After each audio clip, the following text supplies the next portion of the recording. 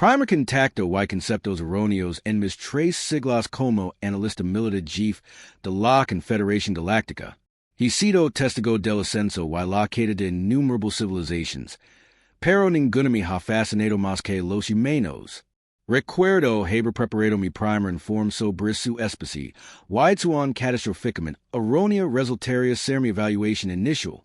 El día del primer contacto parecía poco destacable.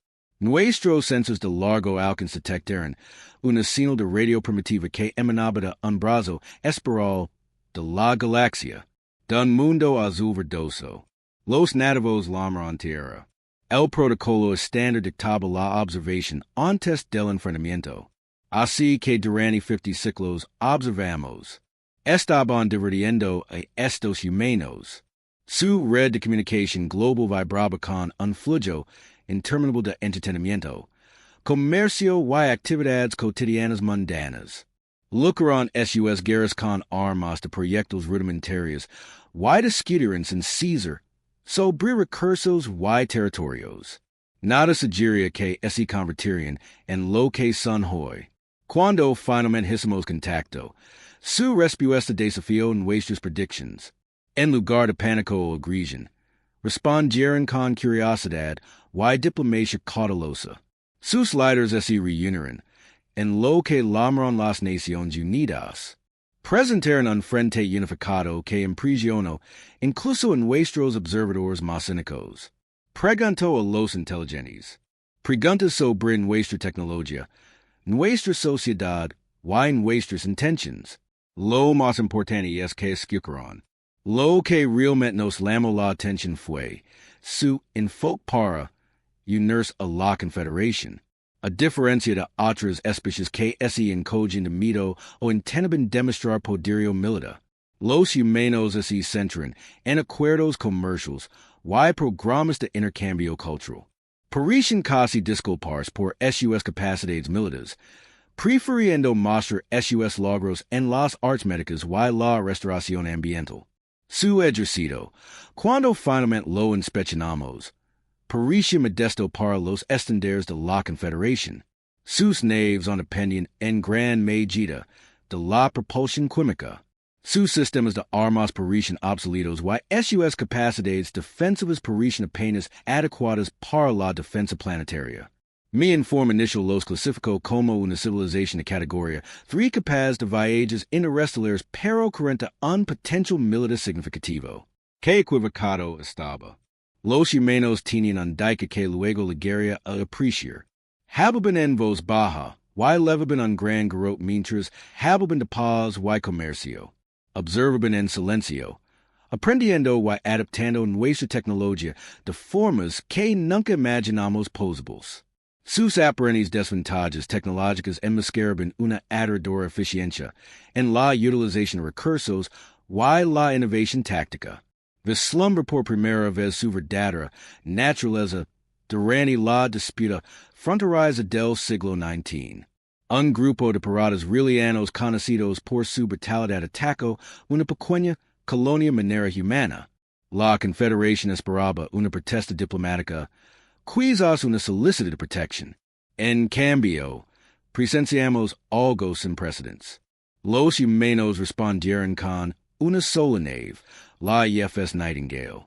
Parecía ser una nave médica que transmite señales curativas en todas las frecuencias. Los piratas, siendo una presa fácil, se movieron para interceptarla. Lo que sucedió después atormenta las pesadillas de los veteranos espaciales. El exterior pacífico del Nightingale ocultó el sistema de armas como nunca antes habíamos visto. No destruyó las naves piratas, las desactivó sistemáticamente y con precisión quirúrgica. Cada disparo punaba sistemas no esenciales, dejando a las naves indefensas sin bajas. Cuando la batalla terminó, las 15 naves piratas quedaron suspendidas inmóviles en el espacio. Sus tripulaciones estaban vivas, pero fueron completamente derrotadas. Los humanos lo llamaron guerra humanitaria, un concepto que parecía paradójico para la mayoría de las especies de la Confederación. Podrían haber destruido a los piratas, pero eligieron un camino más difícil que preservo vidas. Este incen debería habernos hecho reevaluar nuestra evaluación de las capacidades militares humanas, pero lo descartamos como una casualidad. Sus esfuerzos de colonización siguieron un patrón similar, mientras que otras especies establecieron puestos militares. Posiciones fortificadas. Los humanos construyeron puestos comerciales y centros culturales.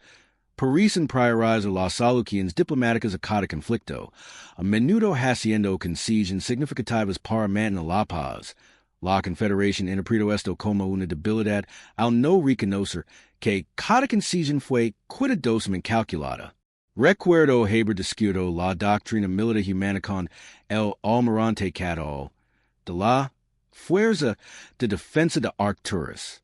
Son demasiado blandos, declaró, demasiado centrados en preservar la vida en la guerra real. Tal vacilación leva a la derrota.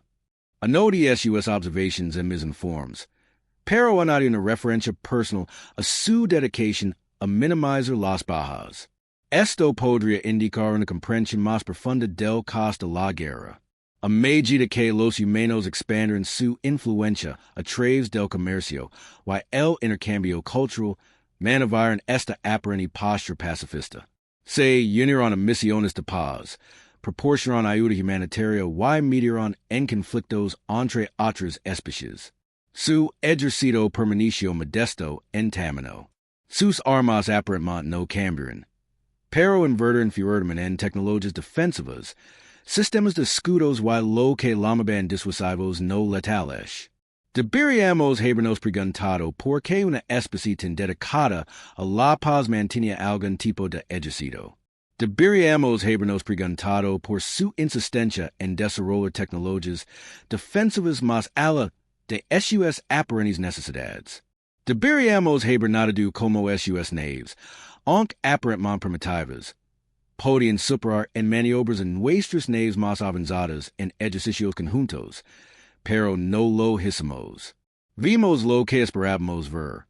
Una especie joven y idealista más interesada en el comercio que en la guerra, incluso mientras expandieron su esfera de influencia, incluso mientras su tecnología evolucionaba silenciosamente. Mantuvimos nuestra evaluación original. Los humanos fueron categorizados como diplomáticos y comerciantes habiles, nada más. El imperio veriano compartió nuestros conceptos erróneos mientras sus flotas de guerra se reunían en el borde del espacio humano. Esperaban otra conquista fácil. Después de todo, los humanos nunca habían demostrado ninguna destreza militar significativa. Habían retrocedido en cada confrontación importante. Eligieron en la negociación sobre el conflicto, el compromiso sobre la confrontación. Los vexenos aprendieron, como todos nosotros, que la reticencia de la humanidad a librar una guerra no provenía de la incapacidad, sino de una profunda comprensión de sus consecuencias. No eran débiles, esperaban, no dudaban, sino pacientes. No eran incapaces de la guerra, sino maestros de sus artes más oscuras que eligieron seguir un camino diferente. Al completar esta sección de mi informe, no puedo evitar reflexionar sobre la ironía. Desestimamos a los humanos como guerreros reacios, sin comprender que su reticencia era su mayor fortaleza. No evitaron la guerra porque la temieron, sino porque respetaban su poder. Y cuando finalmente se vieron obligados a luchar, demostraron una maestría en la guerra que transformaría nuestra comprensión de lo que significa ser verdaderamente poderoso. Las líneas del hijo siempre estuvieron presentes. Simplemente nos faltó la sabiduría para verlos. El punto de quiebra. La primera incursión del imperio veriano en el espacio humano legó sin previo aviso. 3 colonias fronterizas cayeron en menos de una semana estándar. Los ataques siguieron su patrón habitual. Una fuerza de destrucción máxima abrumadora, sin supervivientes. El Consejo de la Confederación convocó una sesión de emergencia. Esperaban que los humanos solicitaran una intervención militar. En cambio, no sorprendieron de nuevo. La embajadora de la tierra, Serón, Esse acerco al podio con una calma inusual. Solicitamos un canal de comunicación directo con los líderes vexianos. El anuncio que no había demandas de justicia, en llamadas a la retribución. Solo una simple solicitud de diálogo. Las cámaras del Consejo instalaron en susurros de incredulidad. Estuve presente durante esa sesión, analizando los patrones de respuesta humanos. Su compostura parecía congruente con la pérdida que acababan de sufrir. Mis instrumentos no detectaron patrones de estos inusuales en la voz de la embajadora Chen. No había niveles hormonales elevados que indican miedo o ira. Mostró la firme disposición de una comandante experimentada, no la desesperación de una diplomática derrotada. Los verianos aceptaron la solicitud de comunicación, probablemente derretido por lo que percibieron como debilidad humana. Su comandante supremo Vexter Aparicio, en la pantalla central del Consejo. Su rostro desfigurado por escamas ese retorció, en lo que pasaba por una sonrisa entre los de su especie. ¿Ha venido a discutir los términos de la rendición? Pregunto, ¿qué pasó después? Debería habernos advertido. El embajador Chen le devolvió la sonrisa, pero no era la sonrisa nerviosa de la víctima. Era la sonrisa paciente de un maestro que trata con un estudiante particularmente lento. No, comandante Vexter, hemos venido a ofrecerle una opción. El presidio a expuser en términos que impactaron al Consejo.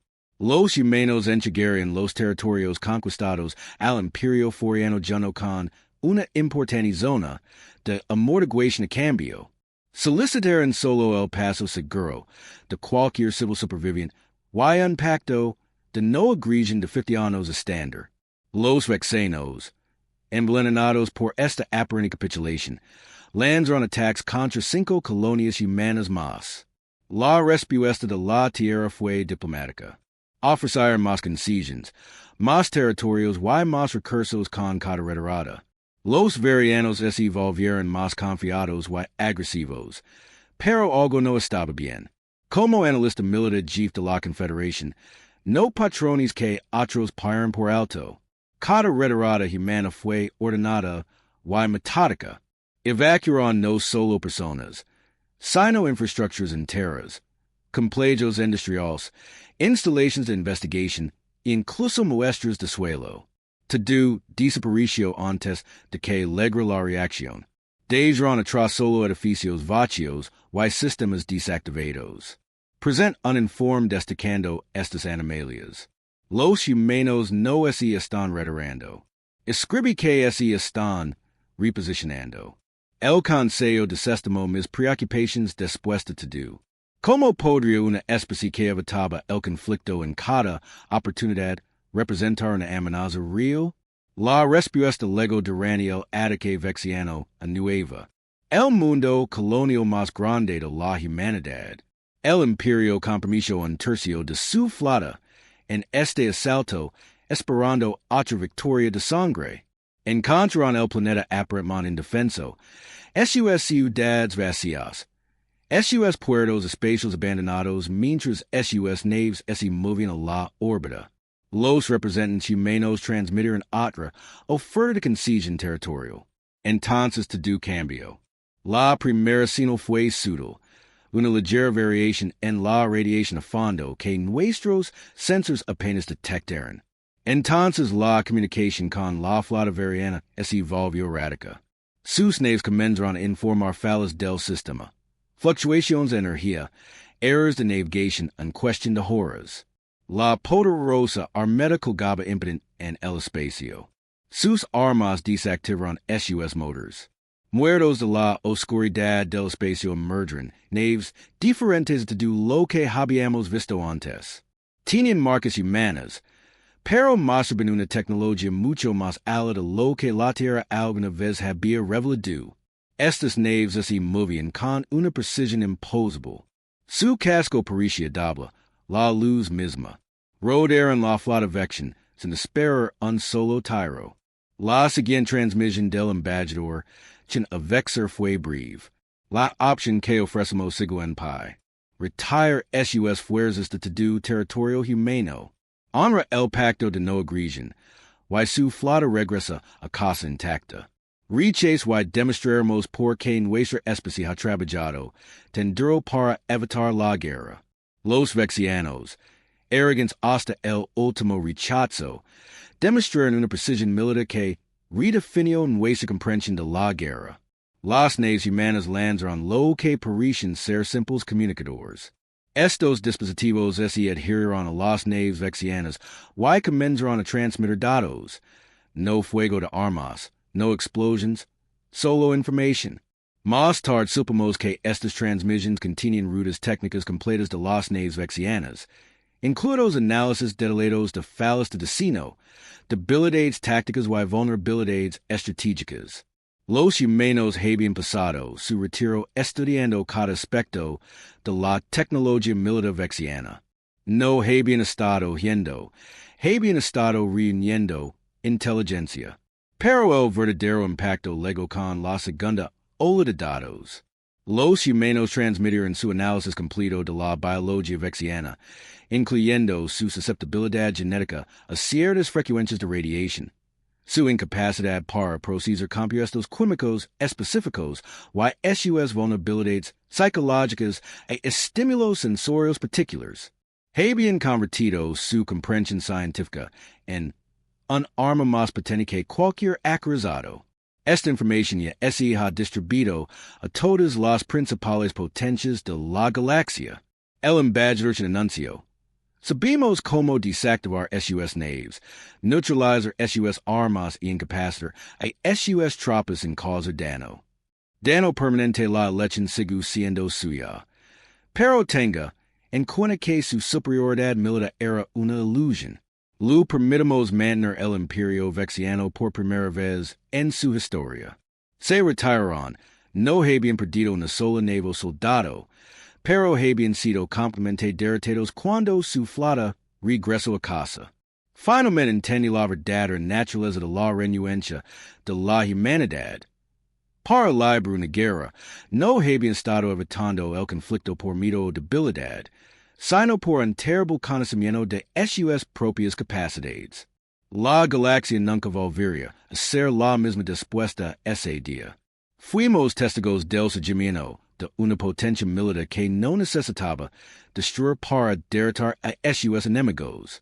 Los humanos habían dominado el arte de la victoria sin violencia y, al hacerlo, habían convertido en algo mucho más aterrador que simples conquistadores. Se habían convertido en guardianes de la paz que no podían ser desafiados, diplomáticos cuyas palabras levaban el peso de un poder inimaginable y guerreros reacios de la misma reticencia los hacía imparables. La tormenta silenciosa. El día después de la demostración de poder de la humanidad, recibí una invitación a la Tierra como analista militar principal de la Confederación. Dijeron que merecía entender lo que había estado observando todos estos años. Lo que descubrí al reformó, todo lo que quería saber sobre la guerra. Bajo la superficie de cada ciudad humana importante encontraban vastos complejos dedicados a lo que llamaban innovación defensiva. Pero estos no se parecen a ninguna instalación militar que hubiera visto antes. Los científicos trabajaban junto a los soldados. Los artistas colaboraban con los estrategas, y los civiles ofrecían libremente sus ideas a los militares. Los planificadores lo llamaban el protocolo de integración, un sistema donde cada segmento de la sociedad contribuía a la tecnología de defensa. La almirante Helena Santos, mi guía a través del comando estratégico de la Tierra, explicó su filosofía. Nuestras mejores armas no son nuestras naves en nuestra tecnología. Dijo, guiándome a través de una enorme cámara holográfica. Y es nuestra comprensión de que cada conflicto es un fracaso de la imaginación. Nos preparamos para la guerra precisamente porque queremos evitarla. La cámara cobró vida mostrando un mapa tridimensional del espacio humano. Los puntos de luz indicaban lo que siempre había asumido como instalaciones civiles. Observa, Ordino, introduciendo una serie de códigos. El mapa transformó esos puestos comerciales aparentemente inocentes en centros culturales y puestos científicos conectados en una intrincada red de posiciones defensivas. Cada instalación contenía capacidades militares ocultas, pero no armas tradicionales. Albergaban sofisticados conjuntos de sensors. Reads de comunicación cuántica, y lo que los humanos llaman sistemas de modificación ambiental. Nunca menemos sobre nuestra capacidad militar. La almirante Santos explicó, simplemente miramos que otros subestiman el alcance de lo que consideramos activos militares. Cada colonia humana, cada puesto comercial, cada misión diplomática es parte de nuestra red de defensa. Convertimos toda nuestra civilización en una red defensiva. Las implicaciones. Mi asombro. La humanidad no había estado construyendo un imperio, sino la red defensiva más sofisticada de la galaxia, disfrazada de infraestructura civil. Sus retiradas antes de las vacaciones no habían sido actos de cortes, sino maniobras cuidadosamente orquestadas para completar la cobertura de esta red. Pero la verdadera revelación llegó cuando el almirante Santos me mostró esos archivos de doctrina de Colmate. Los humanos habían desarrollado lo que llamaban guerra sistémica, un enfoque que vea el conflicto no como un choque de fuerzas, sino como un sistema complejo que debía ser comprendido y influenciado. Cada soldado humano fue entrenado no solo en Colmate, sino también en psicología, ciencias ambientales y estudios culturales. La guerra tradicional se centra en destruir la capacidad del enemigo para luchar. Un holograma de entrenamiento explicó que nos centramos en eliminar su deseo de luchar. Cualquiera puede romper cosas. El verdadero desafío es arreglarlas. Sus armas reflejan esta filosofía. Lo que habíamos descartado como tecnología balística primitiva era, en realidad, un sofisticado sistema de herramientas de precisión. Sus naves tenían más potencia informática que las armas diseñadas para analizar y adaptar en lugar de simplemente destruir. Sus sistemas defensivos fueron construidos para enseñar en lugar de castigar. Los verianos, sin saberlo, habían ayudado a demostrar la efectividad de este enfoque. Cada ataque contra territorio humano había sido registrado, analizado y agregado una base de datos en constante crecimiento de respuestas tácticas. Los humanos no solo habían estado reuniendo inteligencia, sino que también habían estado aprendiendo cómo derrotar a esos enemigos sin luchar contra ellos. Pero quizás lo más impactante fue su almirante Santos me mostró simulaciones de respuestas a diversas amenazas, cada una más sofisticada que la anterior. No son planes de batalla, explicó. Son estrategias de paz que incluyen elementos militares. Una simulación demostró la respuesta a una invasión a gran escala de la Tierra, en lugar de defensas planetarias o contraataques. Mostró una serie encascada de cambios socioeconómicos y ambientales que harían imposible la ocupación. Habían convertido a toda su sociedad en un arma indestructible porque no se podía atacar directamente. Entendimos algo que la mayoría de las especies aprendieron. El almirante Santos dijo al concluir nuestro recorrido. El ejército más poderoso es aquel que nunca necesita luchar. Nuestra reticencia no es nuestra debilidad, es la fuente de nuestra fuerza. El Consejo de la Confederación recibió mi análisis actualizado con un silencio atenido. La humanidad no solo había desarrollado una nueva forma de guerra, sino que había cambiado fundamentalmente el significado de la guerra. Su aparente inferioridad tecnológica había enmascarado un enfoque del conflicto tan avanzado que la mayoría de las especies ni siquiera podían reconocerlo como capacidad militar. La humiliación del imperio vexiano resultó ser justa. El comienzo. Otras especies agresivas observando la revelación de poder de los humanos comenzaron a reevaluar sus posiciones. Los humanos habían demostrado que podían derrotar cualquier fuerza militar convencional sin esperar untar y lo habían hecho manteniendo su compromiso de preservar la vida. Las rutas comerciales cambiaron. Las alianzas diplomáticas se reformaron. Las especies que habían descartado a los humanos como débiles ahora buscaban su protección. El equilibrio de poder de la galaxia se transformó no a través de la conquista o la intimidación, sino a través de la demostración silenciosa de una verdad irresistible. El verdadero poder no reside en la capacidad de destruir, sino en la de prevenir la destrucción. Mientras me preparo para presentar mi informe final sobre la capacidad militar humana, me encuentro luchando con una profunda comprensión. Siempre habíamos asumido que el poder militar de una especie podía medirse por sus armas, sus barcos, su disposición a entrar en combate. Los humanos defienden que la verdadera superioridad militar proviene de hacer necesario el combate.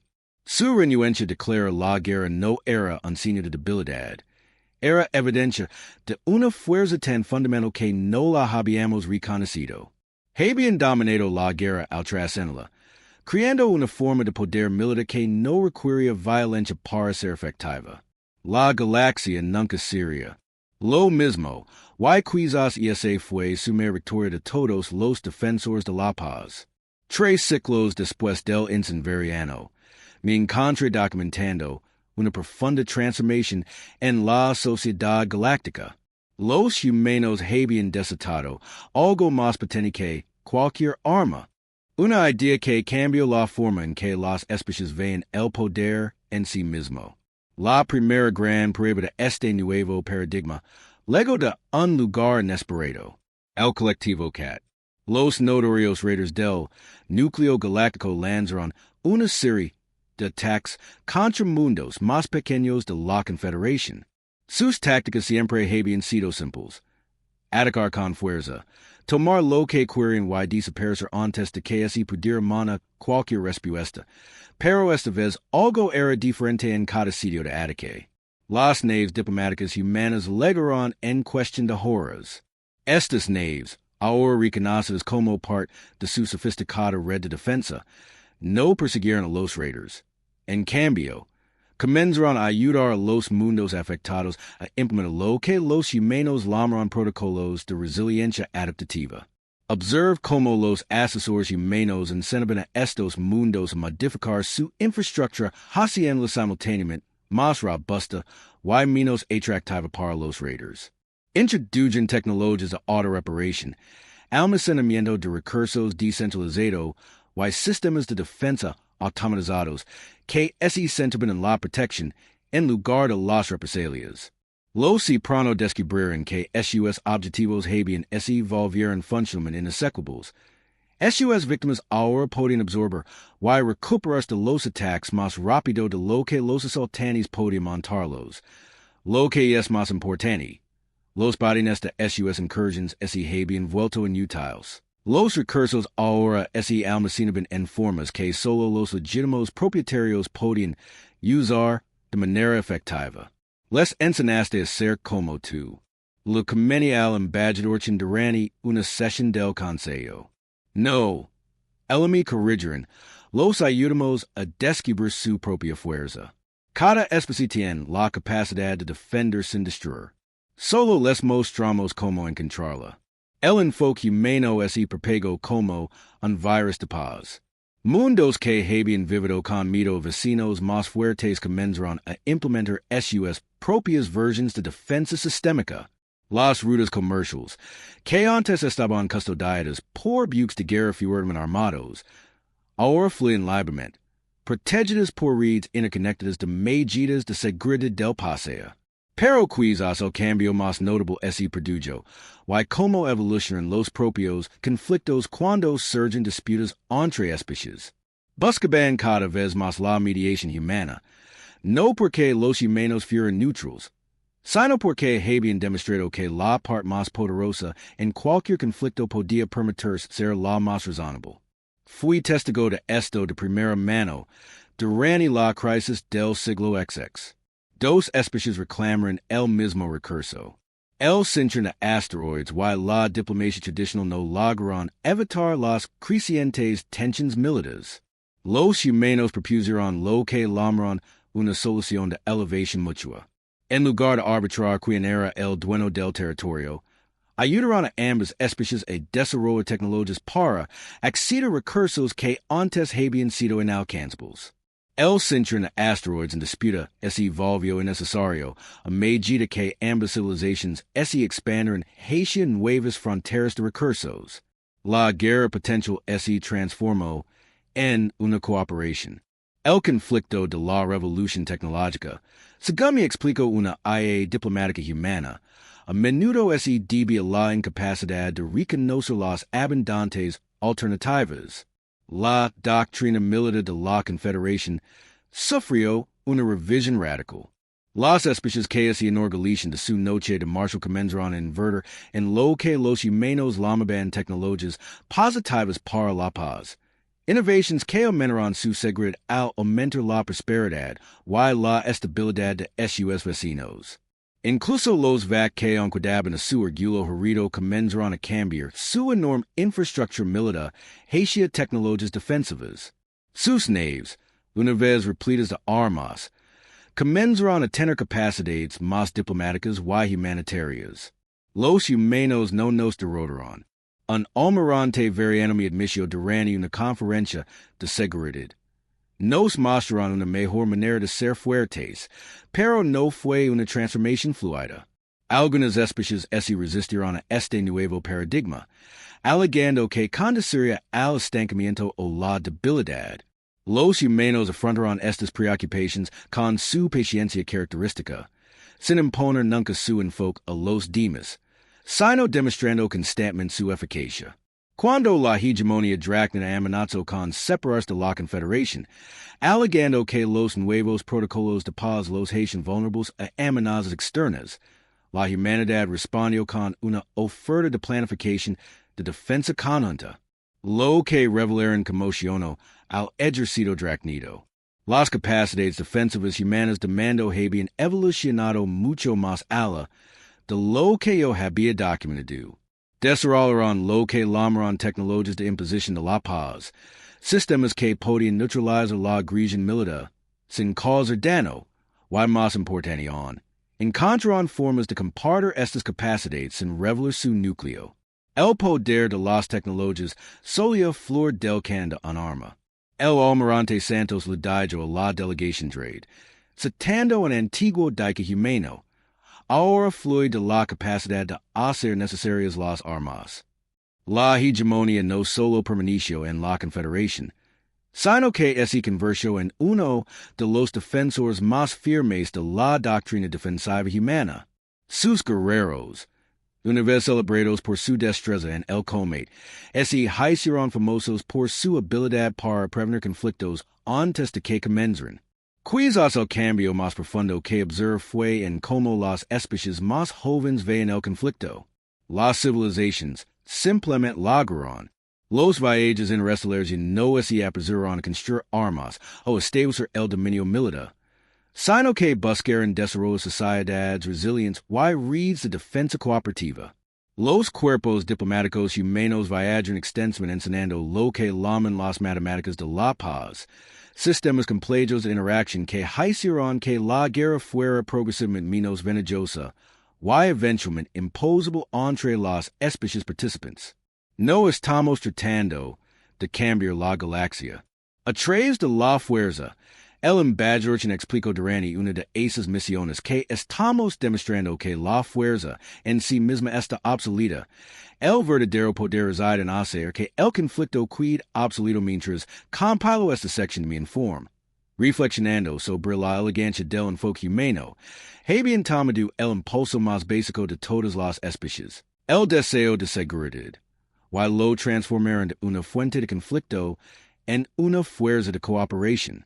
Su renuencia a declarar la guerra nunca se había tratado de miedo o debilidad, nació de la profunda comprensión de que los guerreros más fuertes son aquellos que hacen que la lucha sea innecesaria.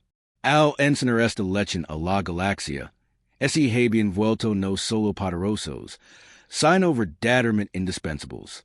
El precio de la victoria ha pasado una década desde que la humanidad reveló su verdadera naturaleza a la galaxia. Mientras me preparo para retirarme de mi puesto como analista militar chief, me encuentro compilando lo que puede ser mi informe más importante hasta ahora. Un análisis de cómo una especie que se negó a declarar la guerra reformuló nuestra comprensión del poder en sí. Los humanos tienen un dica. La guerra que previene es la mayor victoria que puedes lograr.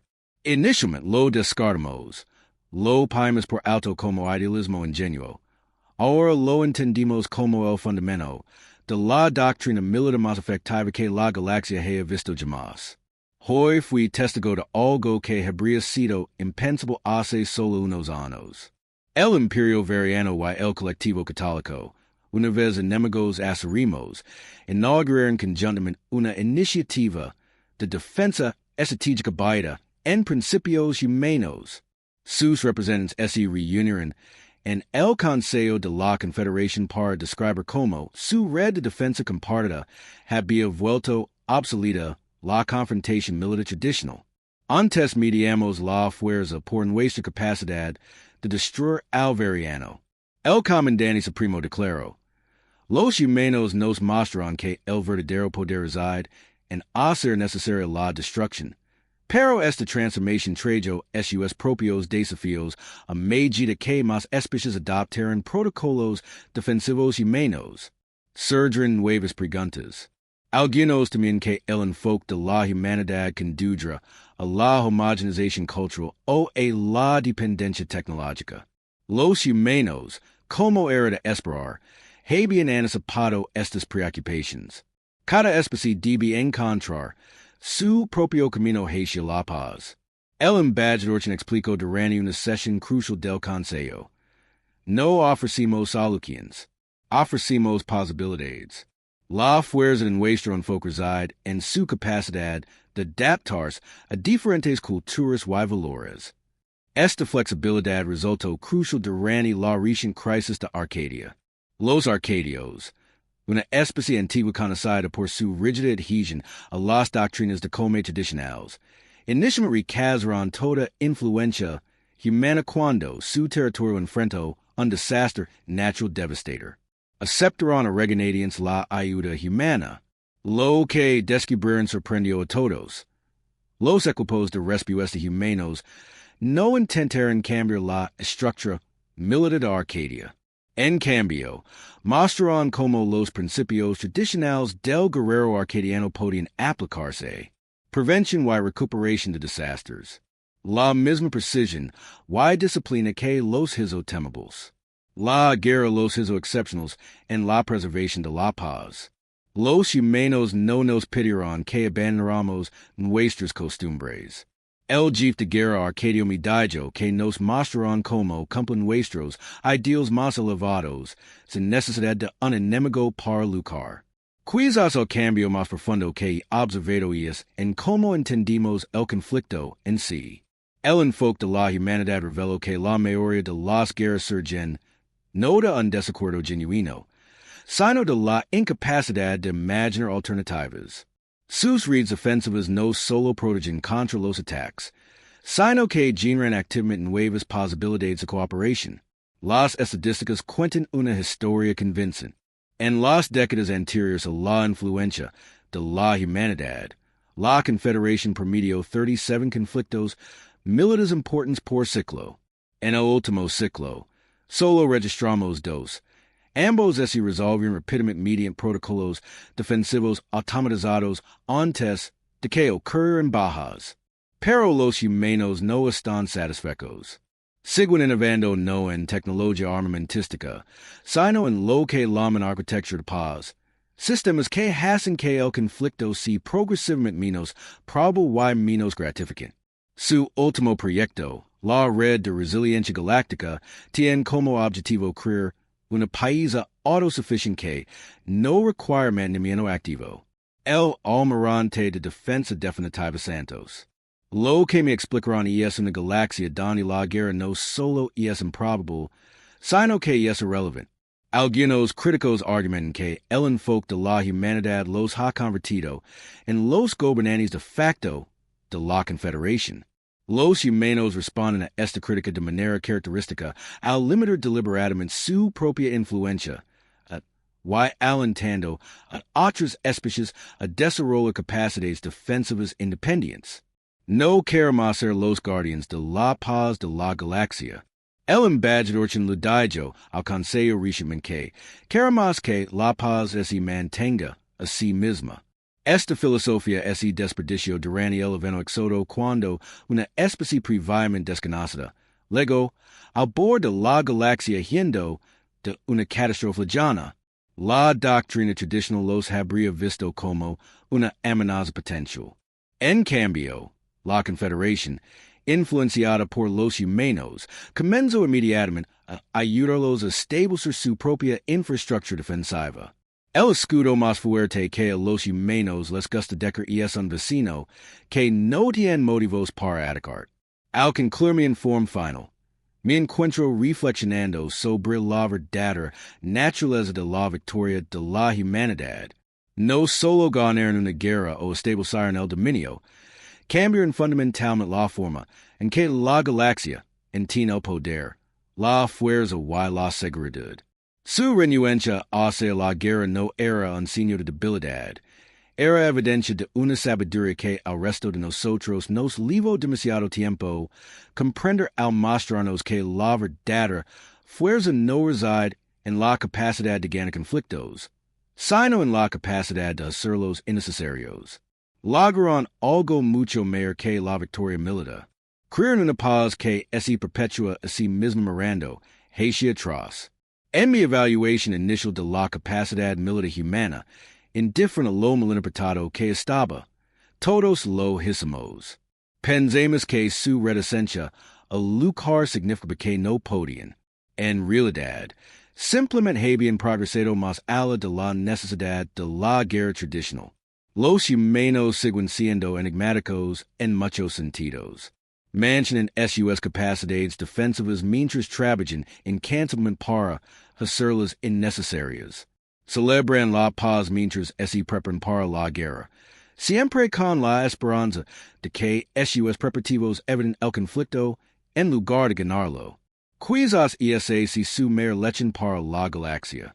El verdadero poder no reside en la capacidad de destruir, sino en la sabiduría para hacer obsoleta la destrucción. Se convertirán en maestros de la guerra al dominar el arte de la paz.